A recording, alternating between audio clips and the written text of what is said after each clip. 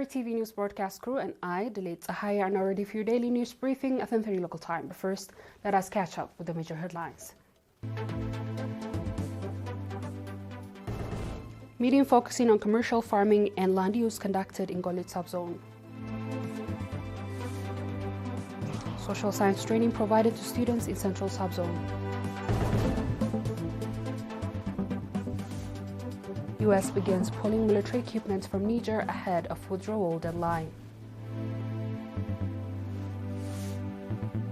And Russia's Lavrov and Chinese counterpart Wang met in the sidelines of BRICS.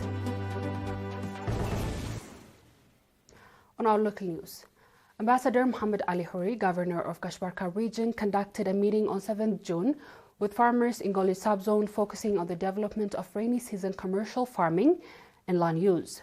Ambassador Mohammed indicated that there are large-scale farmers engaged in rainy season commercial farming in the subzone. He provided a briefing on the methods farmers should apply to develop their farming activities. He also called for proper use of land, taking into account environmental safety, and emphasized the importance of fulfilling their obligations.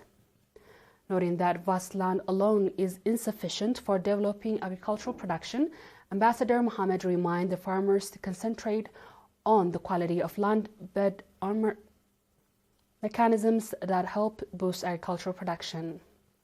Mr. Desi Zeremikael, administrator of the subzone, emphasized that land management and use require utmost precaution and care.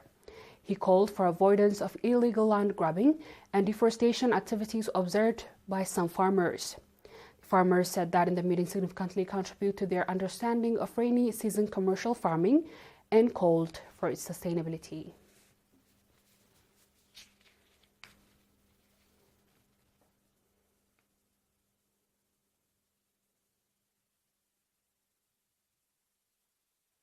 Social science training was provided to 3,744 junior and high school students, including 2,329 females in the central region.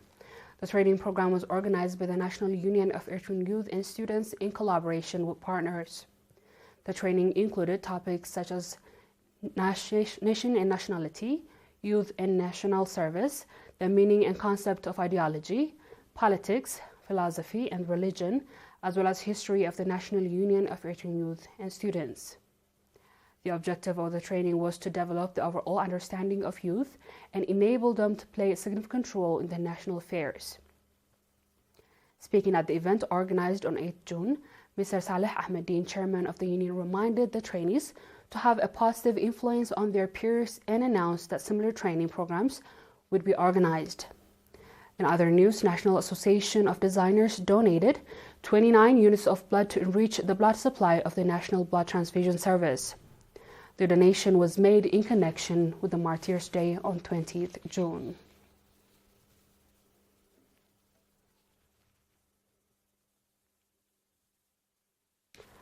Praiseworthy soil and water conservation activities are being carried out in the subzones of Forto Sawa and Chambuko in Kashbarka region. The popular campaign in Forto Sawa that began on May, about 54 hectares of agricultural and pastoral lands have been constructed.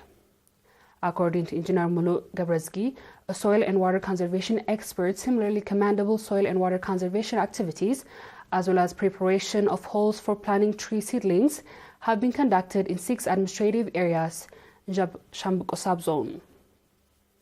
The program is being carried out with cooperation of residents and members of the defense forces in the areas.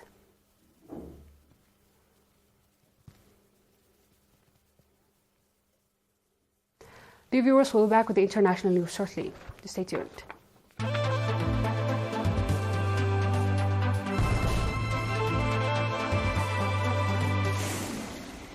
Welcome back.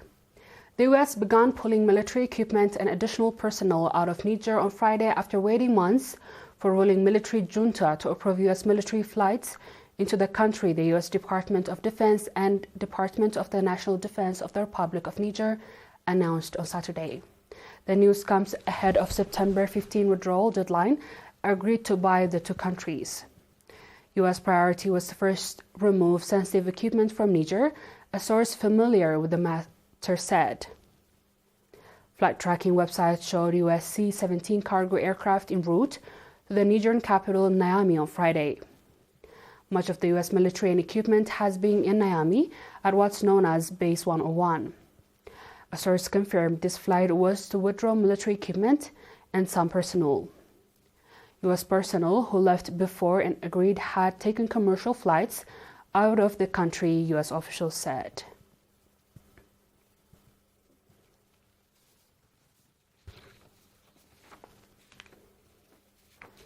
On our last news, Russian Foreign Minister Sergei Lavrov hosted Chinese counterpart Wang Yi for talks on Monday, June 10th, on the sidelines of BRICS foreign ministers meeting hosted by Russia in the city of Nizhny Novgorod. According to the Russian Foreign Minister press release, Lavrov and Wang discussed issues related to further development of BRICS, including the ideas to allow for accession of new countries to the group.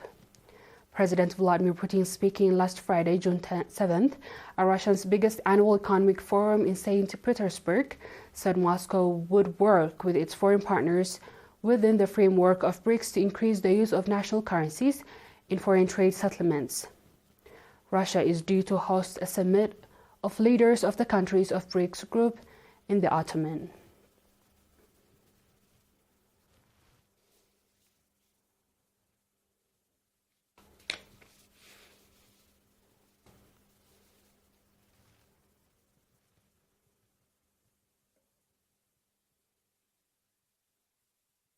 Dear viewers, we've come to the end of tonight's news. Let's have a quick recap of the headlines.